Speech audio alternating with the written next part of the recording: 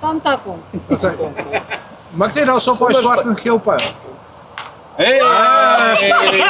Okay, wens, ek dink nie Lekker, Dugan. Well done. Hoe het julle so hard opgebreek? Vertel ons. Nee, ek het net 'n gou-gou 'n consequence opgestel.